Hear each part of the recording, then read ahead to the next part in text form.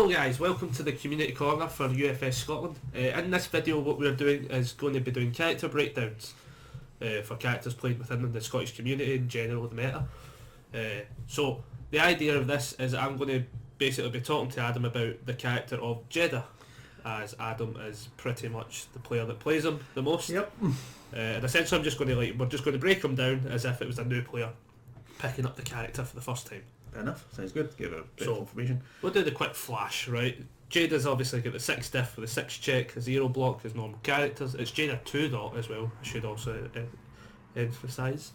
6-hander with 28 health, with chaos, death and water as the symbols, and it's got a stupid amount of E's and R's. He does have 3 abilities, which is one of the reasons I think he's incredibly strong, because not a lot of characters have that many abilities right now. Every single one of them is pretty good at what it needs to do.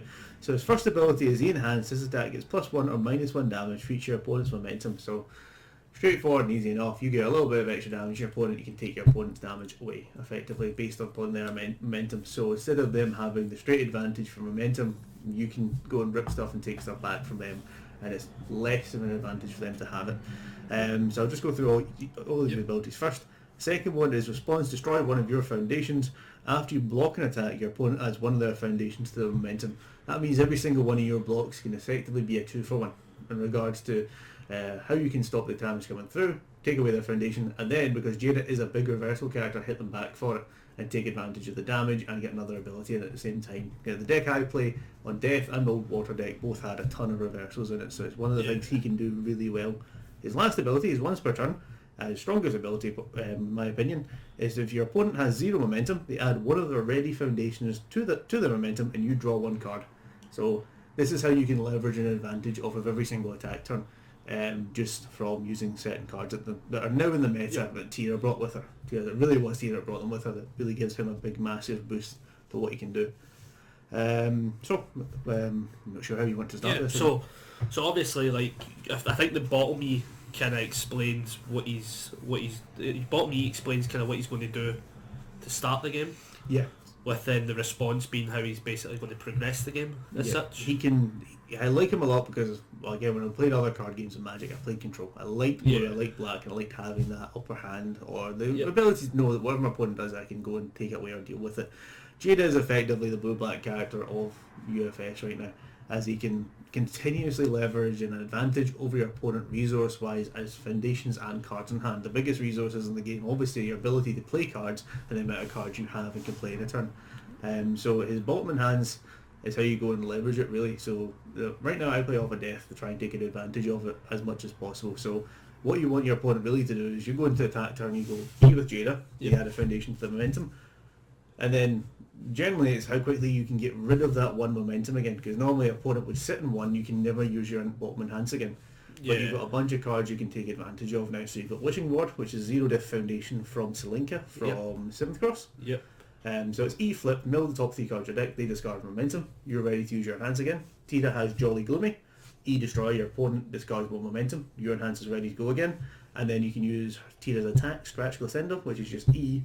Your opponent adds one of their momentum to their card pool, so it clogs them, sets you up to use your enhance again, and then Tira has her other one, a new master.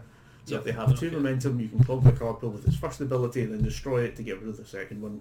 So you can really continuously dump your opponent's momentum away from them to keep. The main thing is keep taking away their foundations that are ready and continuously drawing cards to go through your deck faster and always have options. Is the main thing there. Yeah, so essentially if you get those kind of pieces out, what you're saying is you can basically play it where you can always have them at 0 momentum to like debuild them by 1 on their turn and then into your turn, basically. Pretty much you can constantly have the position where you're taking something away every time someone decides to swing.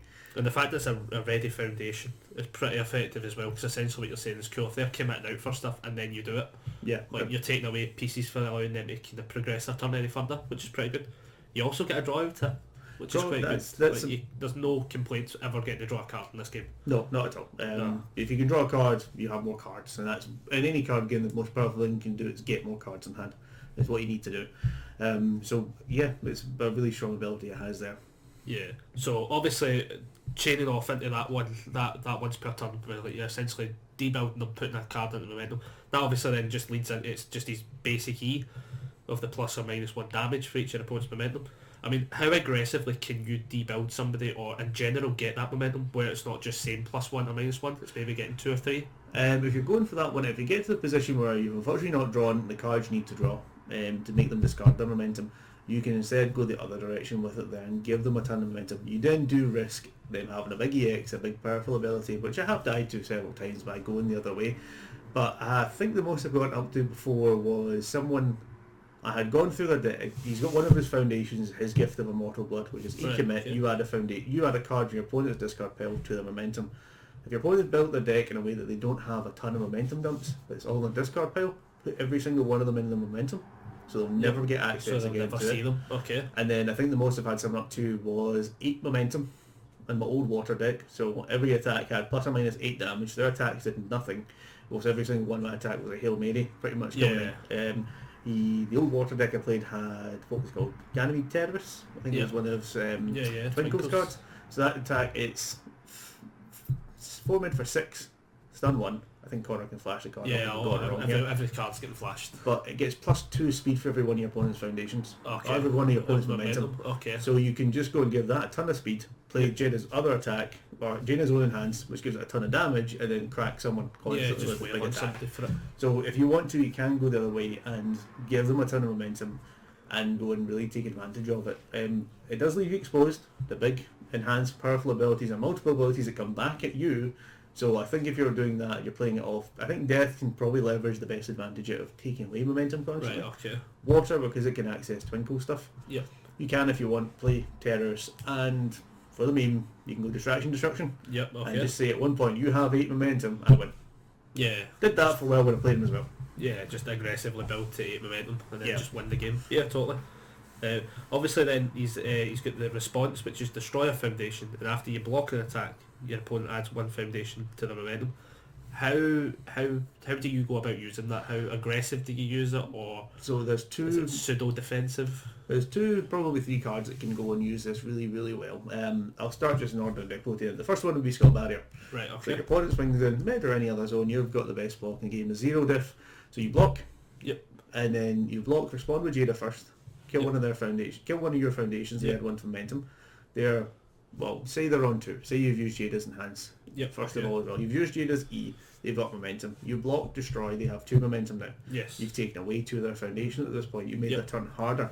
You then respond, Skull Barrier, come back in. It's not a lot of damage, Skull Barrier. It's only coming in probably at 5 at that point, but you still get the hitting as well. Yeah. And if you've got momentum yourself, you're still using a Skull Barrier hanging around. The next card that takes probably the best advantage of that one would be Scratch Glissando. Right, okay. This card works best if you can combo it and block with a weapon beforehand, a weapon card in general. So say if one of your assets or one of your other attacks, if you block with that, you can block, respond Jedah. So again, say the situation is you E with Jedah, take the foundation off them. Yep. Block with your block, respond with Jedah, take away another foundation, play Scratch Glissando, and then do its combo enhance. You destroy one of your foundations, and then you add another foundation to momentum. That's 4 right there. You give it +4 damage, then use Scratch's enhance. They clog their card pool with 1 momentum into their card pool. So Scratch can effectively, if you get a good Scratch turn, take away someone's 4 foundations. So someone's turn 1 is gone effectively at that point.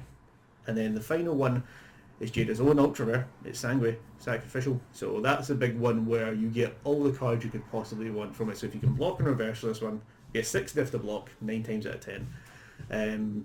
So if you can block with that one, you get a stun 1. Yep. You selectively debuild them by 1.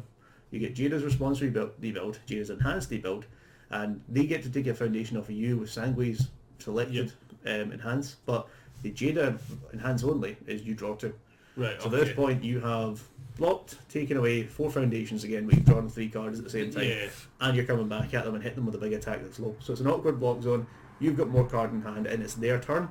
They've probably lost every impetus to be able to attack you anymore. Yeah, so that's why Jedah is a hugely powerful reversal character. Even though you have people who, well, obviously you have the character from Yu who's big reversals and everything, but he can do it really well because he has a ton of health. For some reason he has 28 health, makes him really tanky actually, not being in the big boy league of 30 plus, and he just has that ability, he just debuilds people constantly. It's a lot of pain for people, especially newer players going up against Jedah, because I've seen it when I've played other people on your to the group. I haven't played Jedah a lot before. they really don't know how to best deal with that ability if it's just to continuously rebuild them. I think ultimately if you're always debuilding somebody, I can see it being quite skewed if you get a good turn, I'm guessing. Yeah, you can get the ability of, say, you can do it going first or second. You can do it really well if you go first, you build 3 or 4. Your opponent goes second, they build 3 or 4. If you draw the correct cards into your hand, that is all gone into the momentum. Right, on okay. turn 2, Yeah. you have debuilt them fully. They have a ton of momentum, so unless you're going to be brave and swing an EX or powerful attack at you, which you can probably just go, I'll block that, maybe reversal you at the same time, and really just take someone completely out of the game if you get that sort of start. Yeah, no, totally. So like I think something that kind of like gets highlighted a lot is just the Street Fighter versus Darkstalkers being generally like quite high tiered meta characters. Yeah. Like You got him, Ken, who's just aggressive as he can be. That's Lilith is still very strong because she just turns everything into huge as it gets later and later in the turn. Gil's just Yeah, up I there. forgot Gil was in that set. Yeah. Akuma's still there somewhat. Akuma's going to be sad when he loses. Well, he doesn't lose admissions fees to May now, so Yeah. he can't be hard right now. So Akuma just doesn't see a lot of play because no one likes playing against Akuma. So I think that's why he kind of fell away in our meta, and we've gotten a bit better at being able to deal with what he can do. Yeah, how it works. Gil has shield big bang now. Yeah, Gil's got a lot of stuff now. Gil gets a ton of stuff. It's interesting to see how kind of powerful these kind of characters are from like a singular set. Yeah. Like normally you'll see a set that's like there's a standout character, or here's a couple of characters that are kind of like you're going to see all the time. Whereas in this one, it's just like it's almost them all. Yeah. I can't really think of like a bad character. Even the box toppers are actually not too bad. They just don't see a lot of play. I think box toppers are always awkward because they don't have a set support for them. Yeah. And apart from Donovan, who actually has a card in the set that is for him, that is the Action Demon Realm. But other than that, yeah, Lena doesn't have anything. Elena's awkward because no card in standard right now I think shares all 3 of her symbols. Oh, I'm not too sure. I don't think Probably there's, not. or maybe it's either none or a few. But she's probably the most awkward to build around. But even if you're playing what would essentially be an older character like these right now, Yeah. because Jedah at the one point was falling away a bit. There was a lot of like people, not a lot of support for him other than Twinkle and Toguro Brothers that came out, which gave him another bit of a boost. And Spirit Gun, when that got taken away, was like, okay, well, death isn't really the symbol to play him off anymore. Tira comes out, and Tira goes, oh, for some weird reason, I do momentum things as well. And Jedah went, that's lovely, you stay in the box, I'm going to just take this. Tira's still really good herself, but he just doesn't do what Jedah can do, because he's got 3 abilities that make him just powerful. Just, again, I think Tim rated him like A+ or something like that in his latest poll, but he is probably the strong. He's a big D-build character of the standard format right now. He's a big one that says you are at a disadvantage in entire game, and can you deal with it, sort of thing. If you want to play from behind, you play against Jedah, because you will be behind unless I've done it before, you get nothing useful. You're playing from behind the entire game.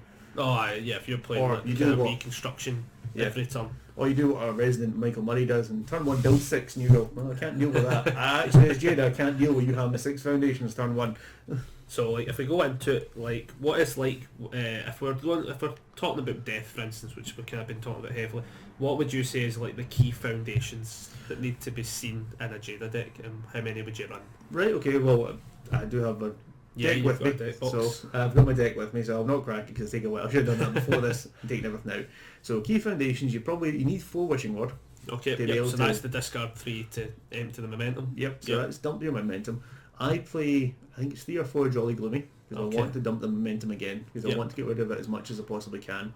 And then I've also got 3 A New Master from Tira, which again can take them away from 2 to 1 to 0 momentum if I can go and run it that way. So I'd probably say those are the ones you really want to play with him. His Gift of Immortal Blood, I'd probably say it's all right in there, because it's one of his support ones, but it doesn't get rid of momentum, it gives momentum. But at the same point, its second ability, which is you pitch your momentum, if they have momentum, that is -5 speed, that's that one. is the big speed killer. I think it's probably the biggest speed killer other than a straight reset that there is right now. And I guess it gives you the option for momentum dump as well. Yeah, like potentially a mirror match, for instance. If you hit the mirror match, I think that's a game. I've never played it before, but I think in that game no one has any foundations at any point in time, but everyone's plussing and minus all the damage at the same time. So that would probably be a rough one. So I'd probably say if you want to run Jedah, they're all common and uncommon foundations. You don't need any big ones there for that side of things for his foundation base. If you're to swing around and go to his attacks, I'd say you definitely want Scratch Glissando. You want a set of Scratch. It's too good not to run at the moment for him because it does everything you want. It is a solid reversal, and it's an easy combo with weapon. It's ultra rare again, super powerful. You've got Tira's ultra rare now, but because it combos Fury, it's really awkward. Right, okay. It does pitch all the momentum as one as their enhancers, Yep. then they lose life equal to it, and that's not the combo ability. But I still think if you're playing a 2-check, a 2-diff attack that you can't make full advantage of, Yeah, you want to be being able to play awkward, it through hands. Yeah. Yeah, I get you. Sangue can start the turn, take away a foundation you don't want to deal with, Yep. get you extra cards, and you start your turn off even stronger than you were going to do in the first Yeah, place. So okay. I think that's why Sangue is probably from the attacks way, along with Scratch, is probably a must-have with Jedah. Yep. Sangue isn't my favourite attack with Jedah. That belongs to his rare Dita Elemental. So that is his Dita. 3-diff reversal. So you can block with it, 2 high block, 3 mid for 3. It's 3-diff 3-check. It's block response. After you block with this card, add the top card of your deck to momentum, then check it to play the reversal. So it's Cool. not hard to reverse with, and you Yep. can block straight and reverse with it. So it's essentially like another version of your kind of skull barrier idea. Another version of skill barrier that gives you momentum, but it Yeah. also has Jedah only multiple 2. Right, So you okay. can come back in and say, okay, you're coming in, it comes 9 damage base. They've got a couple of momentum that goes from 9 to 12 to 15 damage off of one attack that was only 3 diff to play. Yeah. Your opponent, if they're low health or unable to deal with it, has to then start Has to blocking then as well. change what their idea of the game turn was. Yeah, totally. So yeah, Dita, solid. It's probably one of the ones I run a couple myself. I say for playing Jedah, you probably want 2, maybe 3 if you really want to go in for it for Dita. It's really strong. It does leave you, my Jedah deck's big heavy on reversals because Yep. you can take advantage of it so well. But you can go way more offensive than I do at the moment and just change it up a bit. If you're going to move on to, right now his assets, I think, just completely how insane the card is, Archon Nirvana. Yep. Cervantes' current asset is We're absolutely seeing it insane. everywhere. Yeah. Its ability, so big one you can do with it for one of the foundations I said before was a new master. So you can e-commit it, your opponent, I think they discard or add one of their momentum to their card pool, or they discard it completely. And then you can use Archon Nirvana, ready a new master, use its second ability, destroy your new master and get rid of the second. Right, okay. And that's just that it's gone. So Archon Nirvana, 2-diff 5-check. I believe it has a mid-lock as well. I But think it's E once per turn, ready one of your foundations.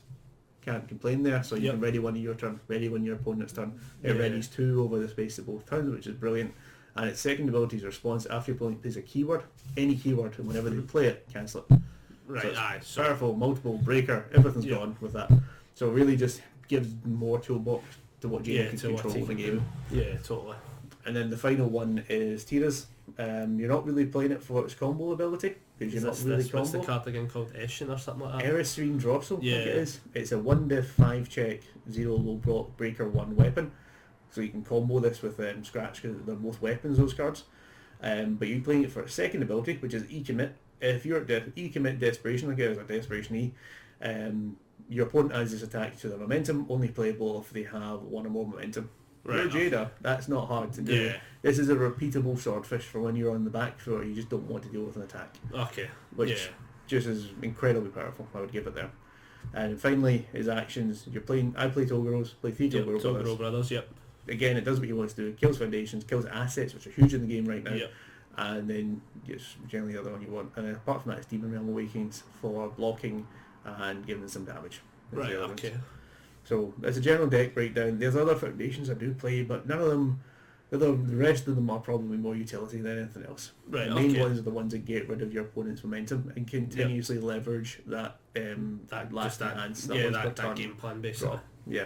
Okay. No, that's quite cool to know. There we go. So thank you very much guys for watching and we'll see you next time. See you later. Bye.